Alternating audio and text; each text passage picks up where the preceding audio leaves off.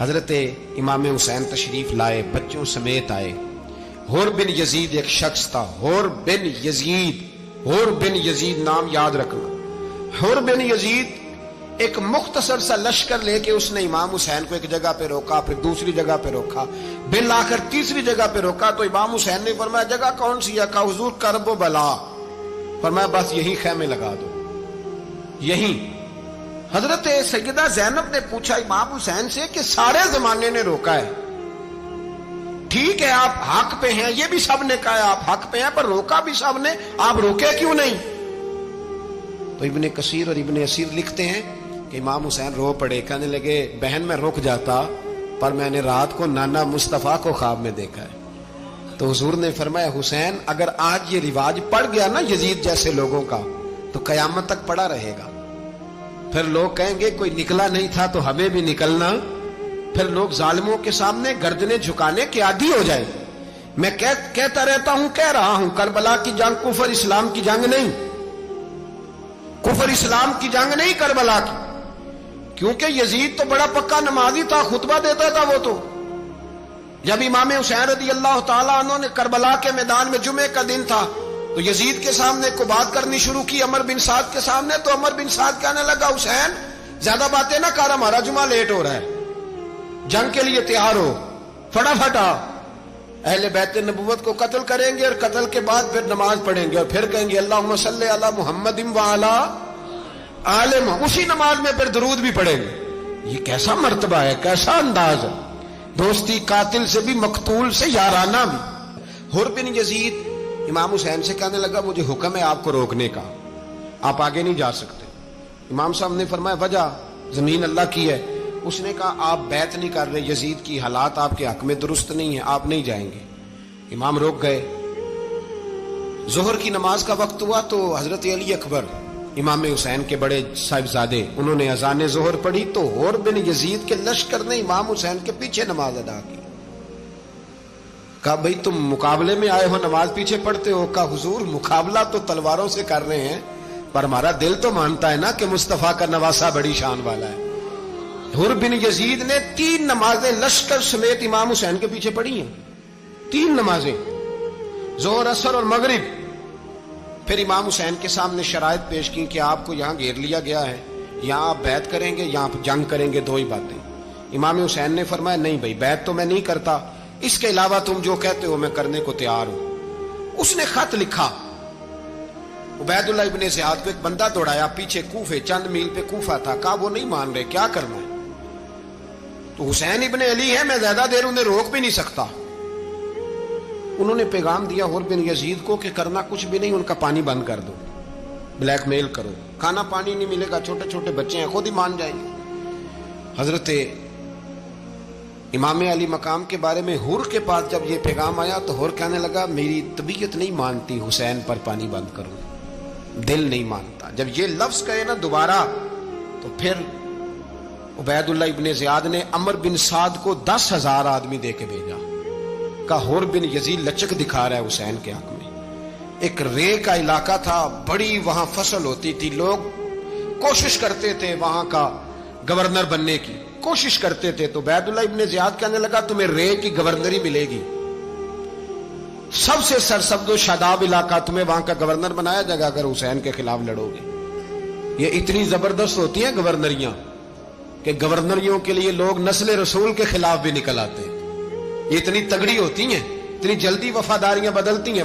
امام حسین کو روک لیا گیا، عمر بن سعد نے روک لیا۔ 1 محرم کو امام آئے، 7 محرم تا روکا گیا، 7 محرم کو پانی بند کر دیا۔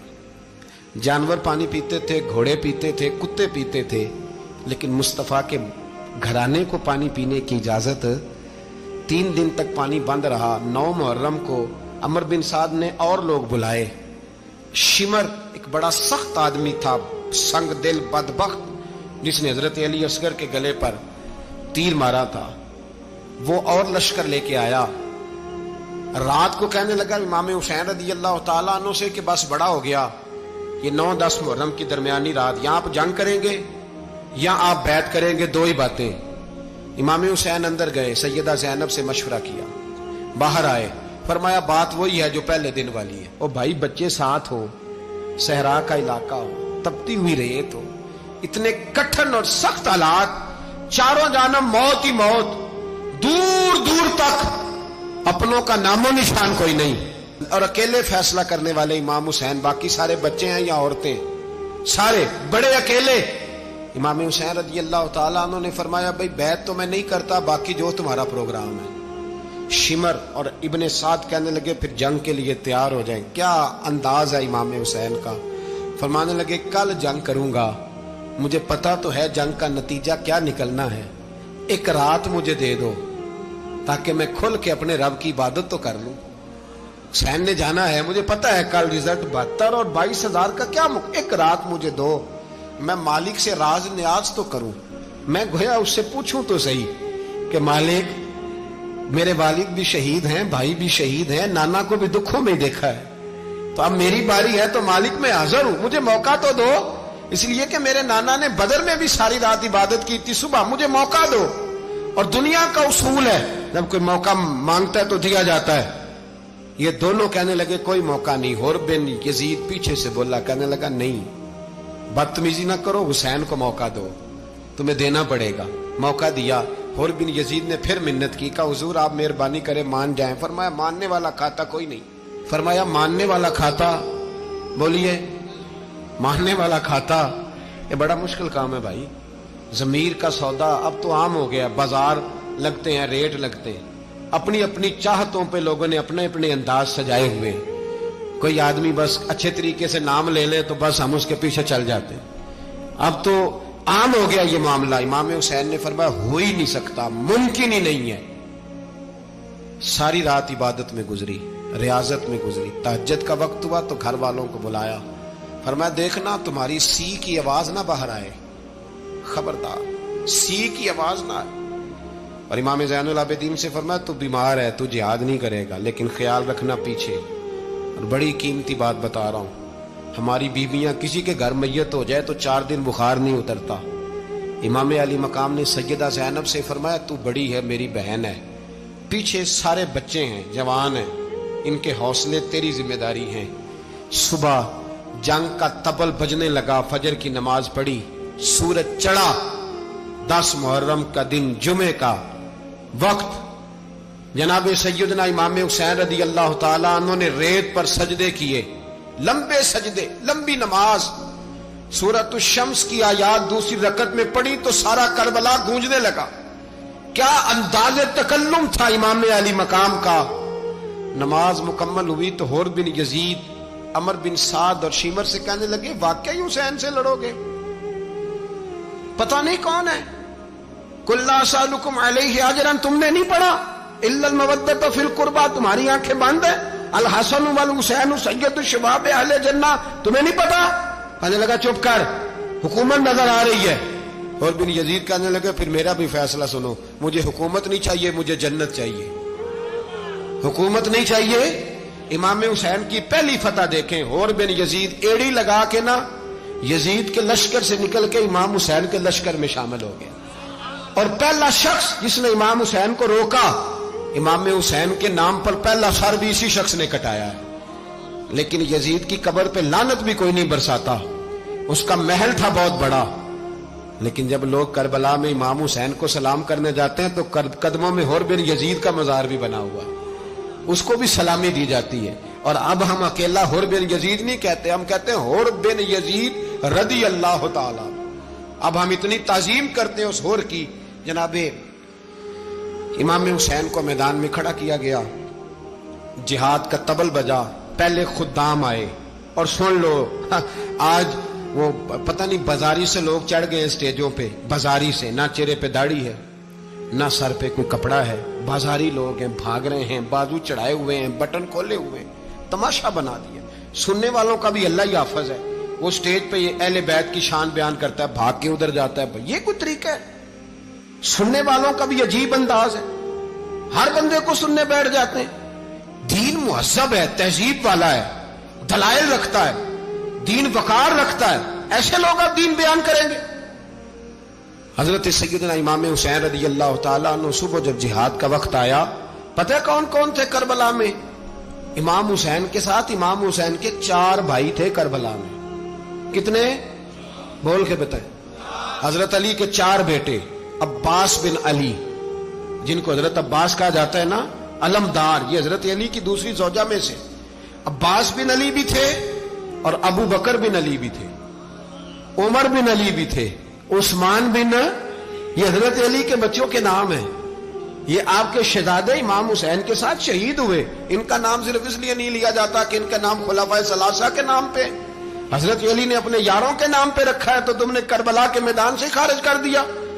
یہ تینوں شہزادے حضرت جناب سیدنا امام حسین کے ساتھ تھے، یہ بھی شہید ہوئے. حضرت جناب زینب امام حسین کی سگی بہن ہے. ان کے 2 بچے تھے، اون و محمد.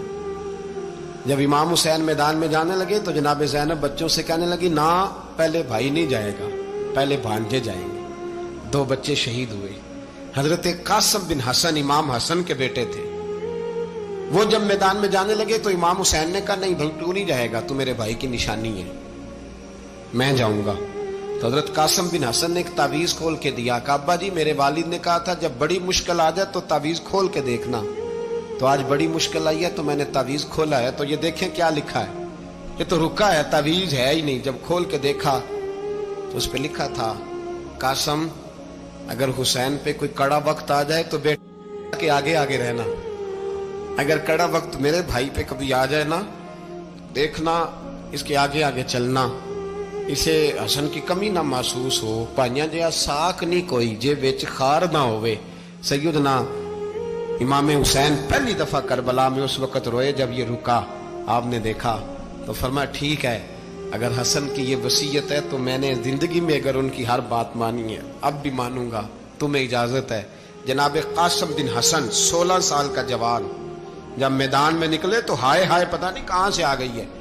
امام قاسم بن حسن جب میدان میں نکلے تو تبری سے لے کر علامہ ابو الاسناد صاحب سب کو پڑھ کے تو دیکھو. 3 دن کی پیاس ہے، شدید آزمائش ہے، دکھ ہے، تکلیفیں ہیں، پھر بھی پہلی دفعہ جب میدان میں گئے ہیں واپس آئے ہیں 19 لوگوں کو قتل کر کے واپس آئے. 19 لوگوں کو ایک بار میں حضرت ایسے ہی تماشا بنا دیا. مظلوم تھے وہ تو رو رہے تھے. ہر مقرر یہ کہہ رہا ہے کہ وہ تو بار بار کہہ ابا پانی مل جائے، پانی آ جائے، ترس گئے. خدا کا خوف کرو، یہ دلیر لوگ تھے. ان کی باتیں آج بھی پڑھ کے دلیری پیدا ہوتی ہے، دلیری پیدا ہوتی ہے، دلیری. سناؤ قصہ خیبر کو تمامی اپنے بچوں کو. علی کی داستان سن کے دلوں سے ڈر نکلتا ہے. علی کی داستان سن کے دلوں سے یہ جو بچے ڈر رہے ہیں نا، وہ چمگادڑ آ گئی، کاکروچ آ گیا، یہ خوف نکل جائے گا اگر حضرت قاسم بن حسن کی بات سنے گی. درجنوں لوگ آپ نے قتل کیے. ایک دفعہ آئے کہا چاچا یزید کا لشکر تو بڑا بزدل ہے، اگر چند قطرے پانی میرے حلق سے گزرے تو میں سارے کاٹ کے لے آؤں گا آپ کے پاس، چند قطرے. لیکن تھوڑی دیر گزری، عمر بن سعد کہنے لگا اکیلے اکیلے جاؤ گے تو علی کا پوتا ہے، یہ سب کو مار دے گا، کٹھے جاؤ. چاروں جانب سے تیر برسے. ایک تیر لگا آ کے گردن کے پیچھے، بس جناب سیدنا قاسم بن حسن گھوڑے سے نیچے گرے. تو جناب زینب حوصلہ کر کے آنسو سمیٹ کے کہنے لگی میں دیکھ رہی ہوں پردے کے پیچھے سے حسین میرے بھائی کا بیٹا گر گیا ہے، جا اسے اٹھا کے لا.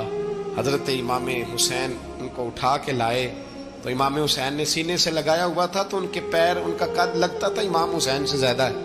اٹھا کے لایا، لٹا دیا گیا. امام حسین کے اپنے بڑے بیٹے میدان میں نکلنے کو، علی اکبر نام ہے. جب جن لوگوں نے حضور کو نہیں دیکھا تھا وہ جب کہتے نا ہم نے نبی پاک کا دیدار نہیں کیا تو بتاؤ کس طرح کے تھے، تو بتایا جاتا تھا کہ جناب علی اکبر کا دیدار کرو، ہم شبیہ مصطفیٰ. اور جب وہ گلیوں میں نکلتے تھے تو عورتیں چھتوں پہ چڑھ جاتی تھیں. جناب علی اکبر رضی اللہ تعالیٰ عنہ تلوار لے کے میدان میں نکلے، جوان بیٹے دینے بڑے مشکل. او یارو رٹا کیا ہے یہ تو بتاؤ کہ ظالم آدمی حکمران ہے یار، یہ رٹا ہے، ایک ظالم کا رستہ روکنا ہے. اس رٹے کے لیے ہم شبیہ مصطفیٰ جناب سیدنا امام علی اکبر میدان میں نکلے، بڑے لوگ مارے، بڑے. پھر ایک تیر ان کے بھی گلے میں لگا اور جب وہ گرے نا زمین پہ تو حضرت इमाम हुसैन दौड़ के आए, दौड़ के, और जब तशरीफ लाए तो उनके गले से तीर खींचा तो एक जुमला लिखा है साहिब तबरी ने, उसने हद कर दी। कहने लगे तीर खींचा तो इमाम हुसैन की आंखों में आंसू आए। कहने लगे काश जनाब इब्राहिम आज मेरे सामने होते तो मैं उन्हें कहता कि आपने तो बेटा ज़िबा करते वक्त आंखों पे पट्टी बांधी थी, देखो मैं खुली आंखों से बच्चे ज़िबा कर रहा, खुली आंखों। काश जनाब इब्राहिम खलील होते तो उन्हें कहता। जनाब अली अकबर भी शहीद हुए। हजरत अली असगर को तो अचानक उठाया था इमाम हुसैन, बाहर निकले तो गर्दन पे तीर लगा तो 6 महीने का बच्चा वो भी शहीद हुआ। खून उछाला आसमान की तरफ तो कहा मौला देख ले, मैंने 6 महीने वाला भी नहीं बचाया, वो भी दे दिया है।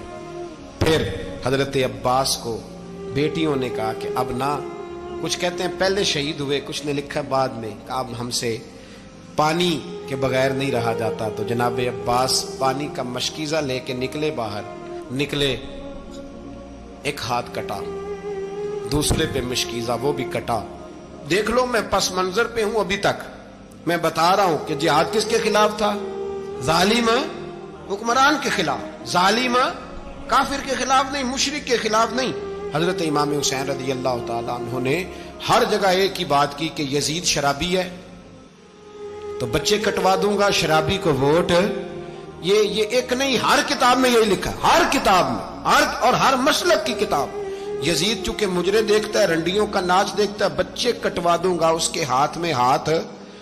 इमाम हुसैन ने फरमाया चूंकि अल्लाह की हदों को तोड़ता है, हुकूकुल्लाह पामाल करता है, हुदूदुल्लाह, बच्चे कटवा दूंगा लेकिन उसके हाथ में हाथ। सारा दिन खुद मुजरा देखना और 10 मुहर्रम को 2 देगे पका के हुसैनी बन जाना, सारा साल खुद गंद मंद करना, शराबियों के साथ रहना और 10 मुहर्रम को 2 आंसू बहा के याद रखना। मैं हमेशा कहता हूं, फिर कह रहा हूं, जिसके मोबाइल में गंदे गाने हैं, गंद देखता है, शराबी कबाबी का सपोर्टर है, वोटर है, या मुजरे देखता है, आता जाता है, वो याद रखे कयामत में इमाम हुसैन का हाथ होगा, उसका गिरेबान होगा। हमसे न रकम होंगे कसीदे यजीद के, हम लोग तो हुसैन के सीरत निगार। हजरत अब्बास बाजू कटा, फिर पानी तो भर लिया था, ला ना सके, फिर गर्दन कटी तो शहीद हुए। बच्चों की भी शहादत हुई, पर जब उनका लाशा उठाया तो इमाम हुसैन कहने लगे मौला अब ना हुसैन की कमर कमजोर हो गई है, अब कमजोर हो। और भाई एक मैयत हो जाए तो 4-5 दिन तो पूरी आंखें नहीं खुलती, कैसा जर्री खानदान है। थोड़ी देर गुजरी तो इमाम अली मकाम ने पटका बांधा, सर पे दस्तार बांधी, मौला अली की तलवार पकड़ी, नबी पाक का इमामा बांधा और घोड़े पे सवार हुए तो कहने लगे ज़ैनब घर तेरे हवाले और मैं अल्लाह के हवाले, घर तेरे हवाले और मैं। और फिर इमाम हुसैन निकले, इमाम अली मकाम निकले। रावी कहते हैं कि ये जलवा पहले भी बड़े सोने थे, पर आज जो रंग देखा वो कभी नहीं देखा। क्या अंदाज था, जिधर जाते नारा लगाते तो हद हो जाते। इतने लोग इमाम हुसैन ने काटे, इतने काटे, फिर वापस पलट के आए और कहने लगे ज़ैनब जरा पर्दे के पीछे से देख तो सही मेरी बहन, इन बुज़दिलों को जुर्रत ही नहीं हो रही हुसैन के मुकाबले में आने। एक दूसरे को धक्का देते, तू जा तू जा, फिर इकट्ठे वार हुए। ये कौन है कटा हुआ, लिबास है फटा हुआ, ये बिल यकीन हुसैन है, नबी का नूर ऐन है। फिर चारों जानिब से तीर बरसे तो इमाम अली मकाम चूंकि नमाज का वक्त हो गया था, उतरे घोड़े से, खून बह रहा था, गर्म तरीन रेत से तयम्मुम किया, सर सजदे में रखा और जब शिमर आपकी गर्दन काटने लगा तो कहने लगे ठहर जा जरा, रब से एक बात कर लेने दे। और फिर बोले इमाम हुसैन, कहने लगे मालिक तू अब बता के हुसैन से राजी है कि नाराज है, तू बता। तो फिर एक आवाज आई, या अय्यतुहन नफ्स मुतमइन्ना इरजिई इला रब्बिकी रादियतम मर्दिया। फरमाया नफ्स मुतमइन्ना वापस आ जा, तू अल्लाह से राजी है, अल्लाह तुझसे राजी। इमाम हुसैन वहां शहीद हो गए। अब ये काफिला इमाम हुसैन का सर काट, जरा देखना गौर करना, सर काट के नेज़े पे रखा है, जिस्म करबला में पड़ा है। औरतों को घोड़ों पे बिठा के ले जाया गया यजीद के दरबार में। यजीद पहले उबैदुल्लाह इब्ने ज़ियाद ने बदतमीजी की, फिर यजीद ने की। सऊदी अरब का एक मौलवी बोल रहा था, सऊदी अरब का, उनसे भी बड़ा इश्क है, जिसने तकरीर सुननी हो मेरे पास है। हमें लोग मशवरे देते हैं कि जो यजीद को अच्छा कहे और हुसैन को बागी कहे उसको हम इमाम मान लें। اس بے شرم بے حیا کو جو نبی پاک کے گھرانے کے بارے میں بکے، اسے امام سعودی عرب میں مسجد نبی میں درس دینے والا جس نے تقریر سننی ہو میرے پاس ہے، وہ کہتا ہے یزید تو بڑا اچھا آدمی تھا، اس نے تو بڑی خدمت کی، تو میں نے اسے کہا رشتہ داری کر لیا یزید کے ساتھ، قریب ہو جا۔ شرم نہیں آتی؟ آج بھی نبی پاک کا دل دکھاتے ہو، حیا نہیں آتی، خیال نہیں آتا؟ اور لوگ گھر میں بیٹھ کے باتیں کرتے ہیں، کہتے ہیں جی جو بیت اللہ میں ہو وہ بھی برا ہو سکتا ہے۔ بیت اللہ میں تو 360 بت بھی تھے، وہ اچھے تھے۔ مدینے میں تو 360 منافق بھی رہے، پوری سورہ منافقون نازل ہوئی، وہ اچھے تھے۔ عجیب تماشا بنا دیا لوگوں نے مذہب کا۔ کہتا ہے یزید نے تو بڑی خدمت، تو عبید اللہ ابن زیاد نے قتل کیا۔ بے شرمو، اگر عبید اللہ ابن زیاد نے بھی قتل کیا تھا تو حکومت کس کی تھی؟ تو پھر یزید نے عبید اللہ ابن زیاد کو سزا کیوں نہیں دی؟ بلکہ ایک جگہ 2 گورنریاں دی اس کو، یہ حال کیا۔ بلکہ سنو کہ یزید چھڑیاں مار رہا تھا، چھڑیاں۔ امام حسین کے لبوں پہ تو نعمان بن بشیر صحابی تھے، بول پڑے، کہنے لگے یزید بدبخت، ہاتھ پیچھے اٹھا، مجھے اللہ کی عزت کی قسم میں نے سینکڑوں بار نبی پاک کو ان ہونٹوں کو چومتے دیکھا ہے۔ حضرت جناب زینب عورتوں کے مجمع میں پیچھے ہو کے بیٹھی ہیں، یزید کے پاس جب پہنچا لشکر تو یزید کہنے لگا دیکھو اللہ نے مجھے عزت دی اور میرے مخالفوں کا کیا حال ہوا۔ تو بی بی زینب بول پڑی، اتنے صدمے سہے پر آواز توانا ہے، جاندار ہے، جاندار۔ ہمارا کسی بندے سے جائیداد کا رٹا نہیں، ہم تو چاہتے ہیں امت اکٹھی ہو جائے، لیکن جو بندہ نبی پاک کی ماں کو دوزخی کہے، حضور کے باپ کو جہنمی کہے، یزید کو امیر المومنین کہے، اس کے ساتھ اتفاق رائے کر لیا جائے، یہ مذہب ہماری سمجھ میں نہیں آتا، بالکل نہیں آتا، قطعاً نہیں ہماری سمجھ میں آتا۔ کیسے اتحاد کر لیا جائے؟ یہاں تو میرے بھائی جو ہمارے ابا کا مخالف ہو اس سے اتحاد نہیں ہوتا، اور جو نبی پاک کے والد کو دوزخی کہے اس سے اتحاد ہو جائے۔ کہتے ہیں جی وہ جی اتنی فرقہ واریت ہو گئی، ہم کس مسجد میں جائیں؟ 60 پارٹیاں پاکستان میں رجسٹرڈ ہیں جو الیکشن لڑتی ہیں، کبھی کسی بندے کو ٹینشن نہیں ہوئی کہ کس کے پاس جائیں کس کے پاس نہ جائیں، کبھی نہیں کوئی بولا کہ اب وہ بھی کھڑا ہو گیا، وہ بھی، کوئی ٹینشن نہیں۔ مذہب کی باری ٹینشن ہو جاتی ہے، اتنا بڑا مذہب ہوتا ہے بھائی، غلط بندے بھی آ جاتے ہیں بیچ میں، تھوڑا پہچان کے چلنا پڑتا ہے صحیح کون ہے اور غلط۔ اور یہی تو ہمیں امام حسین نے بتایا ہے کہ مذہب کے اندر ہی تم نے شناخت کرنی ہے کہ بندہ ٹھیک کون ہے اور بندہ غلط۔ یہی تو کربلا ہے، یہی تو امام حسین نے بتایا، کفر اسلام نہیں، حق اور باطل۔ تو سمجھیے گا حضرت سیدہ زینب نے جب سنا نا کہ یہ کہہ رہا ہے کہ مجھے اللہ نے عزت دی، تو جناب زینب بولی، نعمان بن بشیر کہتے ہیں بی بی بولی، اتنے صدمے ہیں پر جناب زینب بولی اللہ اکبر، اس انداز میں بولی کہ پہلے قرآن مجید کی آیت پڑھی، کہنے لگی وَتُعِزُّ مَن تَشَاءُ وَتُذِلُّ مَن تَشَاءُ بِيَدِكَ الْخَيْرُ إِنَّكَ عَلَىٰ كُلِّ شَيْءٍ قَدِيرٌ۔ اور پھر کہنے لگی یزید تو بکتا ہے، کہتا ہے کہ تو عزت والا ہو گیا، یہ تیری حکومت ہے، 4 دن گزرنے دے، تجھ پہ کوئی لعنت بھی نہیں برسائے گا، اور میرے بھائی کا قیامت تک ممبروں میں اور خطبوں میں ذکر ہوا کرے گا، وقت گزرنے دے۔ جب جناب بی بی زینب بول رہی تھی تو حضور کے ایک نابینا صحابی پاس بیٹھے تھے، جناب نعمان بن بشیر کا ہاتھ ہلایا، ہلا کے کہنے لگے کیا علی آ گئے؟ تو علی کی آواز لگتی ہے، جبریل امی بول رہے ہوں جیسے، حکمت کے گوہر رول رہے ہوں جیسے، دربار دمشق میں بی بی زینب کا خطاب، منبر پہ علی بول رہے ہوں جیسے۔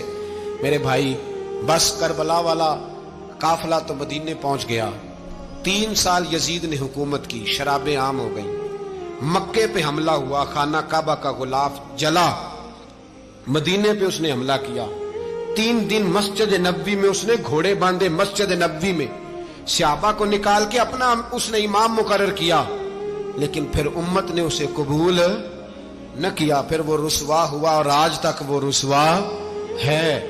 لیکن امام حسین کا نام کل بھی زندہ تھا اور آج بھی۔ درس یہ ہے، پیغام یہ ہے، پیغام یہ ہے، یاد رکھو موت تیزی سے آ رہی ہے، ہمارے ساتھ والے دائیں بائیں والے سب چلے گئے، اسی طرح نمبر لگے گا، ایک دن اعلان ہوگا۔ ضمیر کے قیدی بن کے زندگی نہ گزارو، بالکل نہ گزارو، یہ تھوڑی سی زندگی ہے، دنیا سجن المومن۔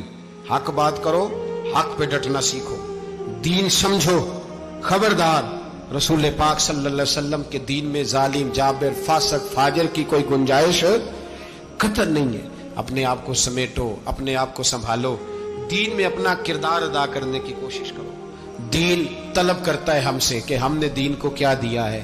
امام حسین نے سارا گھرانہ دین کے لیے دے دیا. ہمارا جو بچہ کسی کام کا نہیں رہتا اسے مدرسے داخل کراتے ہیں. ہم نے دین اتنا کمزور کر دیا ہے کہ عالم اگر شور نہ کریں، عالم اگر شور نہ کرے، زور نہ کرے، گھٹن والا ماحول ہو گیا. مذہب کی پوزیشن کمزور کر دی. اب جہاں تک اس بات کا تعلق ہے جی فرقے ہو گئے، تو میرے بھائی یہ کوئی اتنی خطرناک بات ہے، یہ کوئی اتنا مشکل معاملہ نہیں ہے. یہ تو امام حسین نے بتا دیا تھا کہ یزید کے طور پر ایک غلط فرقہ کھڑا ہو گیا ہے، لہذا اس کا مقابلہ کرنا ہے. اس میں کوئی بری بات ہے؟ لیکن ایک سبق ہے بزرگوں کا کہ اگر سچی بات بھی نہیں کرنی تو پھر اس منبر کا حق ادا نہیں ہوتا. جو سچ بولے وہ حسینی ہے، جو ظالم کے سامنے کھڑا ہو جائے وہ حسینی ہے. جو مصلحت کوش ہو، جو کہے ٹائم نہیں، گراؤنڈ ریالٹی نہیں، حالات نہیں، طبیعت نہیں، موقع نہیں، تو ابھی امام حسین کے پیغام کو نہیں سمجھ